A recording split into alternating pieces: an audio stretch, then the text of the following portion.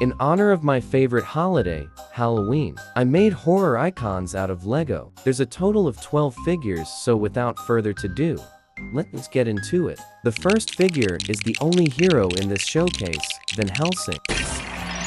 I took inspiration from various depictions we've seen along the years. I made a custom hat since there isn't really a better option in Lego selection. Using a few pieces I made a crossbow that looks a bit more modern and advanced. A classic horror icon, Freddy Krueger, was one of my favorites to make. I used masking tape to create the stripes along his sweater. I gave him his iconic claws and painted his horrifying, scarred face. Overall, I think he came out quite well, and was simpler than what I thought it would be. Slender Man is definitely a more modern character, but has definitely left his mark in the horror video game scene. And since he is easy to make, I had to include him in this showcase. By using some tentacles that you can find from Venom figures, find a black suit and a white head, and you can easily add Slender Man to your collection. Do you want to play a game? The Saw franchise has given us a fascinating take on a creepy puppet. Billy the Puppet was probably one of the hardest to make for the sheer fact that I had to paint tiny spirals on his cheeks. Although I think the head and hair still look quite well, I think there's also not really a perfect hair choice for him. I decided to do my own original take on a horror character, the Butcher. I gave him blood splatter all over his apron and his meat cleaver, and gave him a creepy and sadistic smile on his face. He definitely drew a lot of inspiration from Leatherface and Professor Pig from the DC universe.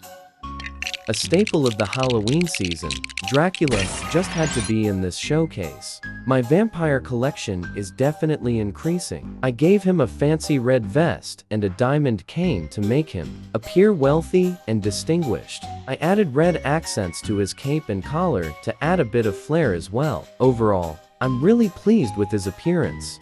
Another staple of the spooky season is Frankenstein's monster. My take on this iconic character is a lot more armored and technological. I gave him heavy artillery only a powerful monster would be able to wield. Adding the neck attachment, I think also accentuates his look a lot, and I think a good way to reference the bolts on his neck that he is often depicted with. He is definitely able to put up a fight against any opposition that may be wanting to hunt him down.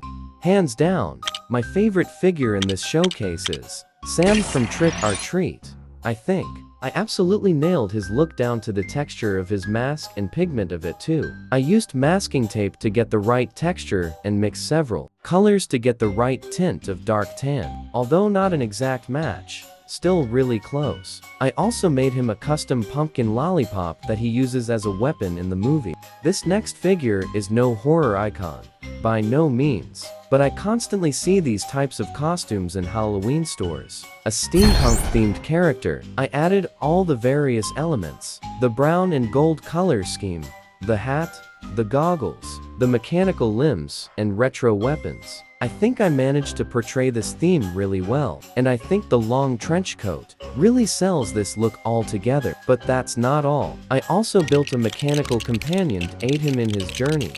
Maybe I'll make more characters in this style to add to my collection. One of the only figures based on real people is Jack the Ripper. Jack was a notorious serial killer guilty of slaying several women. My depiction of him wears a top hat with a gray cloak with large collar, similar to what you might see in the Victorian age. His mask is a simple white fabric, meant to look rough and improvised. His mask is actually removable, revealing his identity.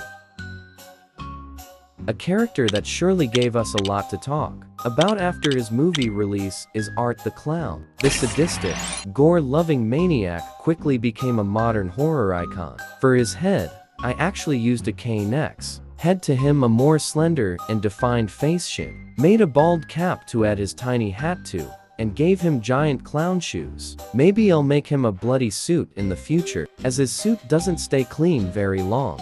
The final figure in this showcase is the Joker, although not technically a horror character. The box office debut for his latest film was certainly horrific. This figure also has an actual removable blazer that I made and painted red. His face is also entirely painted by me, and was also a challenge. I hope I was able to depict the sadness in his eyes. Now, the hairpiece I used, I'm not entirely happy with, but I was working with what I have. I think using the Kenobi hairpiece would have looked much better and more accurate. That's it for this video. I hope you enjoyed. Let me know which figure was your favorite, as well as some scary movie recommendations. Anyway, till next time, happy Halloween.